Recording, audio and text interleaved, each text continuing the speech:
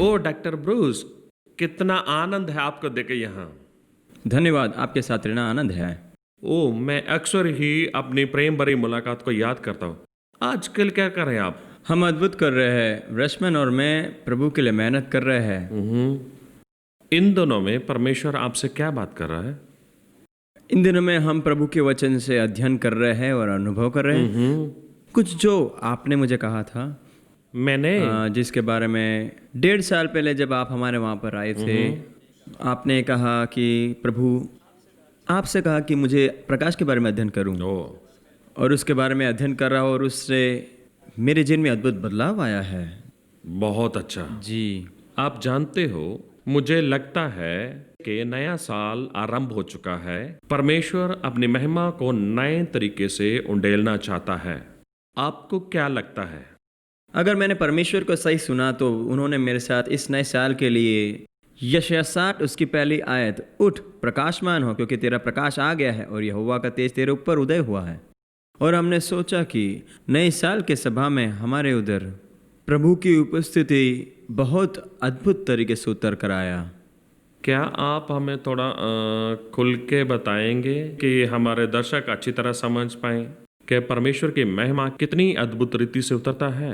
कहीं पर भी अगर प्रभु की महिमा उतरती है वो अनुभव कर सकते हैं। प्रभु की महिमा को भी आप अनुभव कर सकते हैं। जब आप वास्तविक कहते हैं, क्या उसका महसूस कर सकते हैं? आप उसे अनुभव कर सकते हैं, देख सकते हैं और आप महसूस कर सकते हैं। मेरे मतलब कि आपका सारा इंद्रिय जो हमारे पास है वो प्रभु के साथ जुड़ता है और प्रभु की महिमा जो उतरती है उसके साथ आप जुड़ जाते हो। है। आप कहते हैं देख सकते हैं, तो कैसे प्रकट होता है? आप महिमा को देख सकते हो। जैसे हमने देखा, मैंने उसे बादल ग्रुप में देखा, बादल ग्रुप में उतर कर आ रहा था। मैंने देखा प्रकाश को उतरते हुए देखा, एक उज्जवल प्रकाश, वो उज्जवल प्रकाश जो आंखों को बंद करता है। और आप महिमा को प्रकाश को महिमा से अलग नहीं कर सकते। ये बात जो परमेश्वर ने मुझे सिखाया कि परमेश्वर का गुण जो उसके स्वभाव को बताता है, जैसे हम पढ़ते हैं कि वो हमारा प्रकाश और जीवन है। हम ये कहते हैं कि वो हमारा प्रेम और प्रकाश है। हम ये कहते हैं वो हमारा ज्ञान और प्रकाश है, क्योंकि सारा उसका गुण, सारा उसका चरित्र वो प्रकाश में है और महिमा में है। और वो जो चरित्र का भाग है, हम उसकी प्रकटीकरण को देखते हैं। कोई भी भाग जो उसका गुण में है और उससे हम उसकी उपस्थिति में देख सकते हैं और वो बहुत अद्भुत है। सही है, अद्भुत। आप जानते हैं, जब आपने ये शब्द को कहा कि जब परमेश्वर का महिमा आता है हम उसको महसूस कर सकते हैं, उसको देख सकते हैं। ये प्रोग्राम का यही उद्देश्य है कि जिसके बारे में हम लोग चर्चा करने के लिए जा रहे हैं, देखना और महसूस करना। सही है। इसीलिए बहुत सारे लोग दर्शन देखना चाहते हैं, परमेश्वर को देखना चाहते हैं और उसके स्वर्गदूत और उसकी महिमा को महसूस करना चाहते हैं। पर जो मूल समझ है कि किस तरह दर्शन मिलता है, उसका व्यवहार, उसका विभाजन, वो पूरी तरह स्पष्ट नहीं हुआ। ठीक है। ये ना स्पष्ट होने के कारण उसके बारे में जो समझ होता है वो सही होता है। लोग उसके साथ जुड़ तो जाते हैं लेकिन संपूर्ण रीति से जुड़ नहीं पाते हैं और परमेश्वर से अपना रिश्ता खो देते हैं। सही है। यो मेरे अंदर भी ये उद्देश्य है और परमेश्वर ने भी मेरे हृदय में ये सोच को डाला है।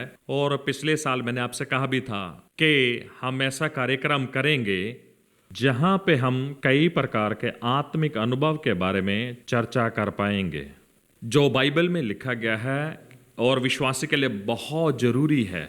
क्या आप तैयार हैं? बिल्कुल। और सही है।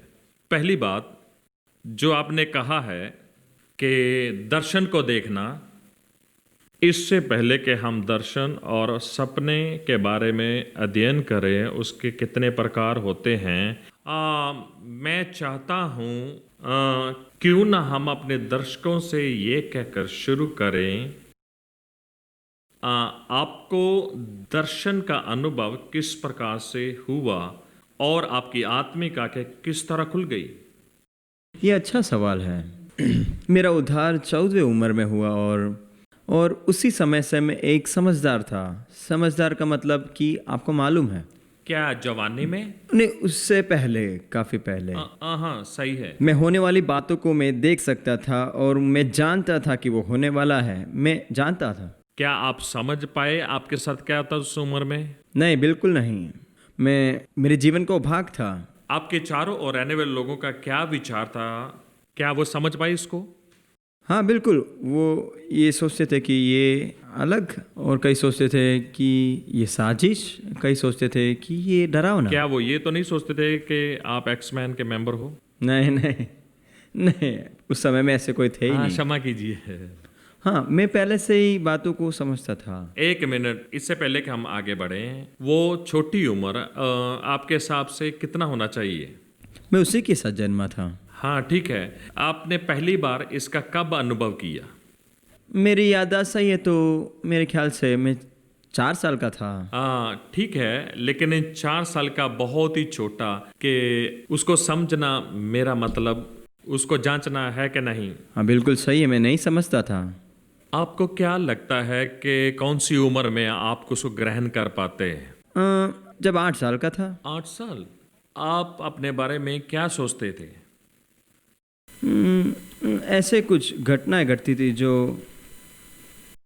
एक घटना जो मेरे मन में आ रहा है, उन दिनों में जब मेरे माता पिता उनके मित्रों के साथ बैठते थे, चाय पीते थे और बात करते थे।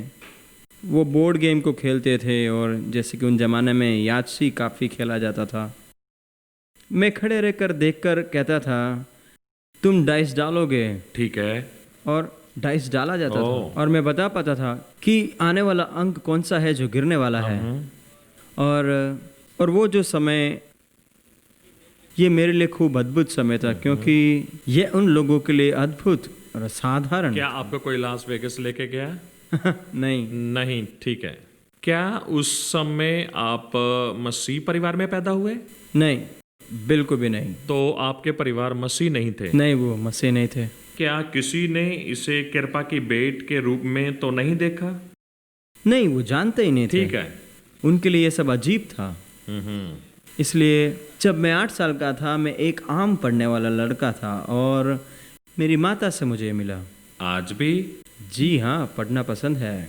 इसलिए मैं उन दिनों में कहानी कथाओं को, जैसे कि क्रस्किन, ESP और जो कुछ मैं पढ़ सकता था, क्योंकि मुझे पवित्र शास्त्र के कोई पढ़ाने वाला नहीं था। मैं जानता था कुछ तो है, और मैं उसकी खोज में लगा रहता था। और जब मैंने यीशु मसीह को स्वीकार किया, तब जवाब आया। ओ, सही है। आपको छोटी उम्र में यह प्राप्त हुआ। आपको कब अनुभव हुआ कि आपकी आत्मिक आंखें खुल चुकी हैं? हाँ, वो काफ़ी अद्भुत समय था, और कुछ लोग जन्म से ही सब प्राप्त करते, पर मेरे लिए ऐसा नहीं था। ठीक है। मैं बातों को समझता था, और ख़ास करके जब प्रभु के वचन की बात करें, हाँ, मुझे नहीं मालूम ये क्यों सत्य है, पर ये मैं कहना चाहता, ये सत्य है। और लोग मुझे कहते जरा समझाओ, पर मैं नहीं समझा पाता था। सही है।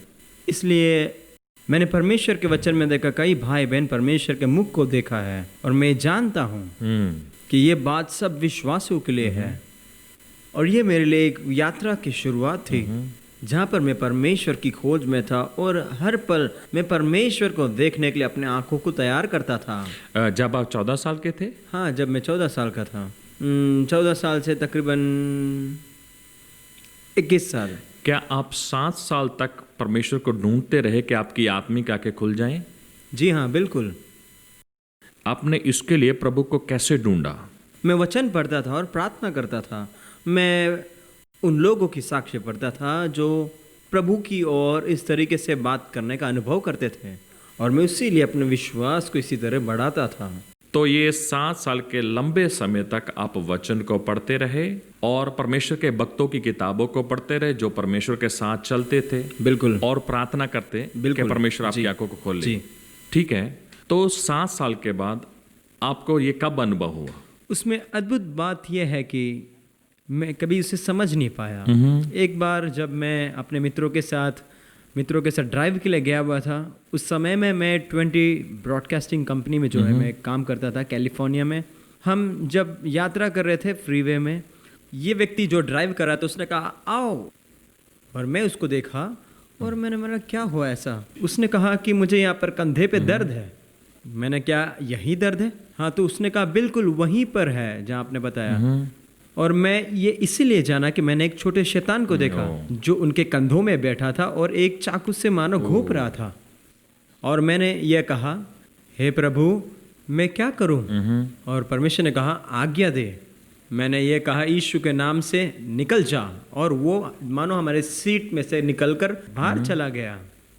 और उन्होंने कहा ये तो अच्छा हो गया, मैं तो ठीक हो गई हूँ। और ये जो घटना है मेरे जीवन में एक अद्भुत घटना बन गया है। ओ अद्भुत। पर मैंने इस पर ज़्यादा ध्यान नहीं दिया क्योंकि मैं प्रभु की ओर देखना चाहता था। पर जैसे मैं इस कार्य में आगे बढ़ता गया, जब मैं आंखों को खोलने लगा और जब मैं पीछे देखा, मैं इस बात को समझा कि मैं अभी तक प्रभु को नहीं देखा। उसका कारण मेरे जीवन में ऐसे कुछ बात है जिस पर परमेश्वर काम करना चाहता था और मुझे आज़ाद बनाना चाहता था, ताकि वो अपनी महिमा को मुझ पर प्रकट करे जो मुझे कभी नाश ना करे। इसलिए शैतान को देखकर मैंने ये शुरू किया। क्या ऐसा कोई पल था जब आप कुछ कह सकते थे कि जैसे हम सुबह उठते हैं तो हमारी धीरे धीरे आंखें खुलती हैं और धीरे धीरे अपनी आंखें खुलते खुलते फिर हम पूरे प्रकाश को देख पाते हैं? क्या आप थोड़ा अपने अनुभव से हम बता सकते हैं कि आपकी आत्मिक आंखें जो है धीरे धीरे खुली और प्रकाश को देखा, या आपने शैतान को देखा? ऐसा हुआ? नहीं, अगली बार और जो पहली बार जब मैं परमेश्वर को देखा, मेरे जीवन में 4 से 5 साल ऐसा था जब मैं पूरी तरह से टूट गया था। और मैंने अपने आप को ऐसा पाया टेक्सास के एक छोटे नगर में, जो मेरे एक मित्र थे जो पास्टर थे, उनके साथ मैं पूरा महीना उपवास और प्रार्थना करने लगा।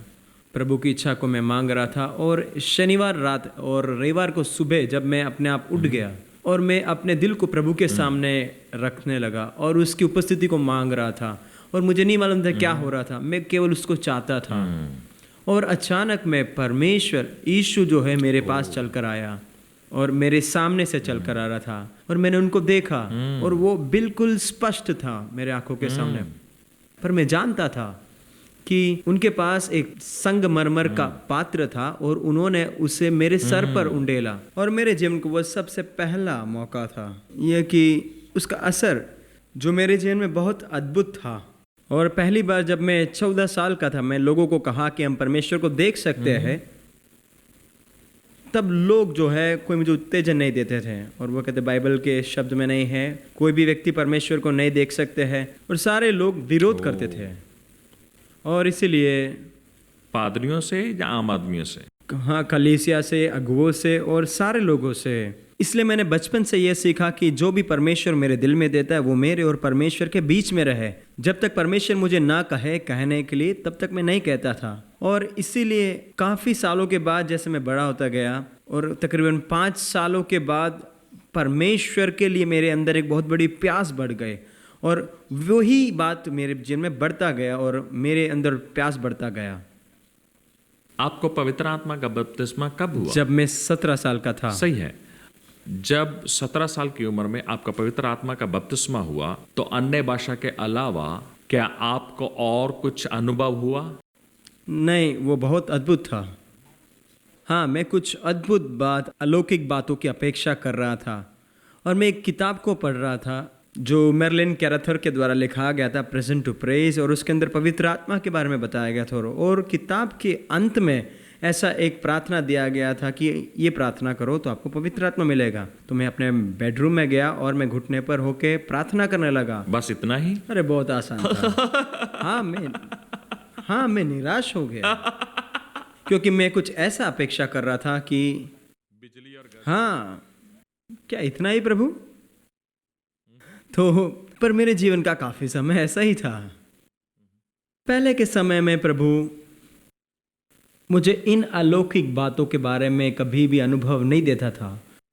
अगर परमेश्वर मुझे पहले से अनुमति देता तो मैं उस अनुभव के अंदर पूरी तरह से कैद हो जाता, और परमेश्वर वो मेरे लिए एक चिन्ह के रूप में दिए, इस बात को मैं भूल जाता। इसलिए कि मैं विश्वास से द्वारा जीऊँ और ना कि भौतिक लक्षणों के द्वारा, वही परमेश्वर ने मुझे सिखाया। क्या आप जानते हो, जब आप ये कहते हो तब मुझे भविष्यवक्ता एलिया का अनुभव याद आता है।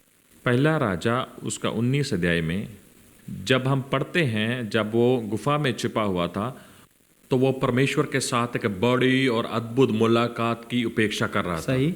इससे पहले कि जैसे परमेश्वर ने उसको आग के द्वारा उत्तर दिया था और अभी अपने प्राण के लिए वो आशा रख रहा था कि परमेश्वर बादलों में से 20,000 रथों के साथ नीचे उतरेगा। हाँ। पहाड़ हिल गए, परमेश्वर उधर नहीं था।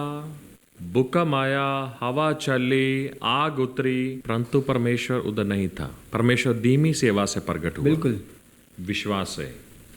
अब जानते हैं, जब मैं आपको सुन रहा था, मैं अपने जीवन की ओर देख रहा था।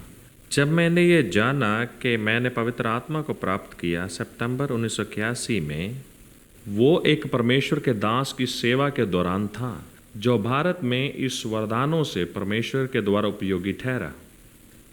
उनकी सेवा के दौरान जब मेरा पवित्र आत्मा का बपतिस्मा हुआ, मेरी भूख और प्यास पवित्र आत्मा के वरदानों के लिए बढ़ती गई और मैं दिशा की ओर बढ़ता गया। मैं आत्मिक जीवन की गहराई को इतना नहीं जानता था और लगभग 1 साल के बाद हमारे एक मित्र ने मुझे एक परमेश्वर के दास के बारे में पत्रिका ला के दी जो अनूक और मूसा की तरह परमेश्वर के साथ चला। जे बहुत ही अद्भुत और पराक्रमी अनुभव था। स्वर्ग में उठाया गया, आत्मिक आंखें खुल गई और बहुत कुछ। जब मैंने ये पढ़ा, मुझे अच्छी तरह याद है कि अक्टूबर के आसपास जब मैंने वो छोटी सी पत्रिका पढ़ी कि प्राण और आत्मा शरीर से बाहर आकर कैसे यात्रा करता है। शाम 10 बजे से लेकर 2 बजे तक मैंने वो पढ़ी। फिर मैंने प्रार्थना की, प्रभु अगर इस पुस्तक में सभी बातें सत्य हैं, मैं विश्वास भी करता हूँ, तो मुझे भी इसका थोड़ा अनुभव होना चाहिए। मैंने इंतजार किया पर कुछ नहीं हुआ। फिर मैंने ये सोचा, हो सकता है कि मेरे लिए नहीं है और अभी समय नहीं है, और मैं अपने बिस्तर पर चला गया। जैसे मैं अपनी आंखें बंद करके लेटा हुआ था, कुछ समय बाद मैंने महसूस किया जैसे कि बिजली का बड़ा बहाव मेरे पाँव से होकर मेरे पूरे शरीर में हलचल कर रहा था और मैं घबरा गया क्योंकि सुबह 2:30 बजे का समय हो चुका था। फिर मैंने याद किया ये कुछ और है जो मैंने ये किताब में पढ़ा था और मैं चुप हो गया और ये एक बड़े प्रभाव से ऊपर मेरे शरीर में चला गया और मुझे ऐसा लगा मेरी आत्मा शरीर से बाहर आ गई। मैंने कुछ नहीं देखा, पर जैसे आपने कहा महसूस करके अनुभव करना। फिर मैंने महसूस किया मैं ऊपर ऊपर और अधिक ऊपर उठता जा रहा हूँ और एक बहुत ही ऊपर ऊंचाई में गोल गोल घूमता जा रहा हूँ। फिर मैं अपने शरीर में आ गया। ये मेरा पहला अद्भुत अलौकिक अनुभव था जो आत्मिक है। इसके बाद मुझे और खोजने की प्रेरणा मिलने लगी कि मेरी आत्मिक आंखें खुल जाएं, जैसा आप जानते हैं।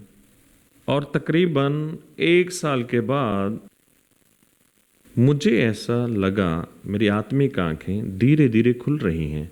ना आपकी तरह कि कैसे शैतान एक औरत को परेशान कर रहा है। जैसे एक छोटा बच्चा अपनी आंखें धीरे धीरे खोलता है, दिन ब दिन, धीमे धीमे, जब तक वो पूरी न खुल जाए। क्या आप कोई ऐसे व्यक्ति को जानते हो जिनकी आत्मिक आंखें इस तरह से खुली या किसी और तरीके से खुली हो? मेरे जीवन में भी ऐसा कुछ अनुभव मैंने किया था। और जब मैं एक मित्र के घर में था, 2000 के साल की बात है और वो नवंबर 2000 की बात है। और मेरे मित्र जो काफ़ी बड़े भविष्यवक्ता प्रबोधकों के साथ सेवा कर चुके हैं, जैसे कि बॉबी कॉर्नर, बॉबी जॉर्ज, और वो सारे लोग उनके घर में आते थे और वो अपने घर के एक स्थान को ऐसा बता रहे थे। सारे प्रबोधक जब भी वहाँ पर आते वो वहाँ पर बैठते हैं। और मैंने बोला वो एक प्रवेश द्वार है और मैंने बोला क्या मैं बैठ सकता हूँ? मैं आपको यहाँ रोकना चाहता हूँ जी। बहुत सारे हमारे श्रोताएं पोटो शब्द क्या है उसको नहीं जानते जी। क्या आप हमें कृपया करके आसान शब्दों में बता सकते हैं कि पोटो शब्द का क्या अर्थ है? देखो, प्रवेश मार्ग के बारे में मैं आपके एक उदाहरण देना चाहता हूँ। क्या आप कभी ऐसे कमरे में गए हैं जहाँ पर पूरी तरह से वाद विवाद चल रहा और सारे लोग चुप हो तो भी आप वहाँ के वाद विवाद की आत्मा को देख सकते हैं? वहाँ पर ऐसे एक माहौल बन जाता है कि वो स्थान एक प्रवेश मार्ग बन जाता है। आप जब ऐसे एक स्थान पर आते जहाँ पर लोग प्रार्थना कर रहे थे, तो वो स्थान जो है 2 स्तर का प्रवेश मार्ग बन जाता है। और वो स्थान में आपको कभी भी कोई असमंजस नहीं लगता है। भौतिक बात और अलौकिक बात के बीच में ऐसा कुछ असमंजस नहीं रहता है, पर आत्मिक तौर से आप प्रभु के और करीब में होते हैं। प्रभु के वचन में कई बार ऊंचे स्थल के बारे में बताया गया है जो प्रवेश मार्ग के रूप में बन जाता है। खास करके प्रभु के वचन में शीलो के बारे में लिखा गया है। जब प्रभु के पास से लोग कई बार सुनना चाहते तो वो हमेशा शीलो में जाते थे और वो वहाँ पर कई समय बिताते थे, ताकि अगर आप वहाँ पर रहते हो तो आपको प्रभु दर्शन में प्रकट होता है, ऐसा कहा जाता है। और वो पतला परत का स्थान बनता है। और नए जमाने में एक ऐसे कई कलीसिया के भाग रहते हैं जहाँ पर आप प्रभु की उपस्थिति को अनुभव कर सकते हैं। आराधना में आप उसको अनुभव कर सकते हैं, आप प्रभु की आत्मा को अनुभव कर सकते हैं और प्रभु के और करीब आ सकते हैं। तो आप ऐसा कहना चाहते हैं कि पोर्टो एक ऐसा स्थान है जहाँ परमेश्वर की उपस्थिति रहती है, या आप ऐसा कहोगे कि पोर्टो एक द्वार है और मार्ग है? नहीं, ये प्रवेश मार्ग एक खुला स्थान है और वो एक पतला परत है जहाँ पर स्वर्ग धरती से मिलता है। ये कुछ ऐसा स्टार ट्रैक जैसा है जो हमें ऊपर लेके जाता है? बिल्कुल जी, कई बार ऐसा है। ये कुछ ऐसा है कि आपको ऊपर लेके जाता है, ऐसा ही कुछ है क्या? निर्धारित जगह, सामान्य जगह नहीं। देखो, कई बार आपका प्रार्थना कक्ष वो बन जाता है। कई लोग अपने कमरे में बैठ के ज़्यादा समय प्रभु के साथ बात करते हैं और प्रभु उनको दर्शन देता है और उनका माहौल बिल्कुल बदल जाता है और वो प्रभु के साथ बहुत अच्छी तरीके से वार्तालाप कर पाते हैं। क्या हम ये समझ लें कि पोर्टल एक ऐसा स्थान है जो निर्धारित है जहां परमेश्वर के साथ संगति करते हो, जहां कोई ऐसा स्थान जहां परमेश्वर के संतों ने परमेश्वर के साथ संगति की? बिल्कुल ऐसा ही। एक बात में आपको ज़्यादा ध्यान देना वो ये है कि लोग उसे केवल एक भौगोलिक क्षेत्र के रूप में ना देखें। सच ये है कि हमें एक आत्मिक प्रवेश मार्ग बनना है। उसके बारे में शायद हम ठीक बाद में है, बात करेंगे। उसके बारे में हम बाद में बात करेंगे। तो चैट का अनुभव क्या था? तो मेरे मित्र ने मुझसे कहा कि उस कुर्सी पर जाकर बैठ जाए। मैंने उससे बोला मैं क्या करूंगा? बोला आंखों को बंद करो। किसने कहा? आपके मित्र ने? मेरे मित्र ने। ठीक है। अपने आंखों को बंद करो और प्रभु की ओर अपने ध्यान को केंद्रित करो और उसकी आराधना दिल में करो। तो मानसिक मन वो ऐसा है कि वो केवल एक बात पर 3 से 5 सेकंड ही केंद्रित कर सकता है, उससे पहले वो घूमता रहता है। तो मेरे लिए मैं परमेश्वर की आराधना करने लगा। प्रभु मैं आपसे प्रेम करता हूँ, मैं आपकी आदर करता हूँ, और ये मेरे मन को प्रभु की ओर केंद्रित करके रखा। और जैसे मैं वहाँ पर बैठा था और जब मैं ये कर रहा था, मैं बाट जोड़ रहा था। क्या मैं आपको यहाँ रोक सकता हूँ? जरूर। ठीक है। जैसे आपके मित्र ने बताया कि ये कुर्सी बहुत ही विशेष कुर्सी है, जब आपने ऐसा कहा तो आपको कुछ ऐसी आशा थी कि कुछ अद्भुत अलौकिक होने वाला था? हाँ, मेरे पास आशा था जी, मेरा आशा था और मैं आशा को बताना चाहता हूँ, क्योंकि कई लोगों ने इस तरीके से प्रभु के साथ मिलकर एक संबंध को बनाया एक करने से, और मैंने सब कुछ किया और मुझसे कुछ हो रहा नहीं है। मेरे पास एक आशा था, पर हाँ, हमारे पास एक अपेक्षा होना चाहिए। आप जानते हैं, मैं आपको बता सकता हूं कि जब परमेश्वर के साथ मेरा वो गहरा संबंध हुआ, उसने मुझे चिन्ह दिखाए और वो सिर्फ मेरे लिए काम किया। जब मैं दूसरों को बताने की कोशिश किया कि कैसे अनुसरण करना है, पर दूसरों के ये काम ना आया, लेकिन मेरे से अधिक करने के बावजूद वो उनके काम ना आया। बिल्कुल। आप उम्मीद की आस नहीं रख सकते, आप आशा रख सकते हैं। देखो, ये निर्भर करता है, आप आशा और अपेक्षा के साथ जी सकते हो। जैसे मैं आपको अभी ये ऐसा समझाना चाहता हूँ कि हर एक इंसान के पास अंगुली छाप अलग होता है। करोड़ों लोगों में से भी 2 लोगों का अंगुली छाप एक नहीं होता। उसी तरह से हर एक लोगों के लिए आत्मिक संवेदनशील छाप अलग होता है, और ऐसे हम उसे देखते हैं।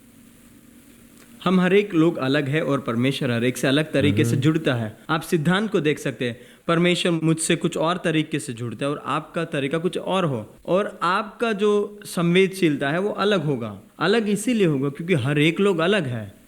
इस कारण परमेश्वर हर एक के लिए प्रतिष्ठित भाषा या तरीके को बनाता है। आपने सही से कहा। जिस तरीके से परमेश्वर का वचन कहता है, किस तरीके से हाथ में पैर नहीं कहकर शरीर के भाग से अलग हो सकता है। हर एक लोगों के लिए अलग आत्मिक प्रतिभा, डीएनए और संवेदनशीलता अलग है, इसलिए हमारा तरीका भी अलग है।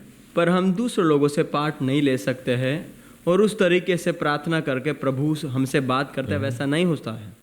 चलिए हम वापस आते हैं कुर्सी के ऊपर बैठने वाली कहानी पर। तो मैं वहाँ पर जब बैठा था, मेरे दृष्टि में सब बहुत अद्भुत था। लेकिन डॉक्टर ब्रूस, मुझे माफ़ करिएगा, आज आपको मैं यहाँ रोक रहा हूँ। हमारा समय ख़त्म हो रहा है। आपको ये विषय अगले हफ्ते जारी रखना होगा। बिल्कुल ठीक है। मुझे आशा है कि आपने ये बातचीत का आनंद लिया होगा जो मेरे और डॉक्टर ब्रूस के बीच में हुआ, और मुझे यकीन है आप बहुत ही उत्साहित होंगे और अगली कड़ी में ये जानना चाहेंगे कि क्या हुआ जब डॉक्टर ब्रूस कुर्सी के ऊपर बैठे। इसलिए कार्यक्रम को देखना मत भूलिएगा। बने रहो इसी दिन, इसी समय, अगले हफ्ते, और कृपया करके हर एक लोगों को ये बताएं कि ये कार्यक्रम सब देखें, क्योंकि ये वही साल है कि परमेश्वर का महिमा अद्भुत रीति से उतर आएगा। इसलिए अपनी आत्मिक आंखें खुली रखो। परमेश्वर आपको आशीष दे।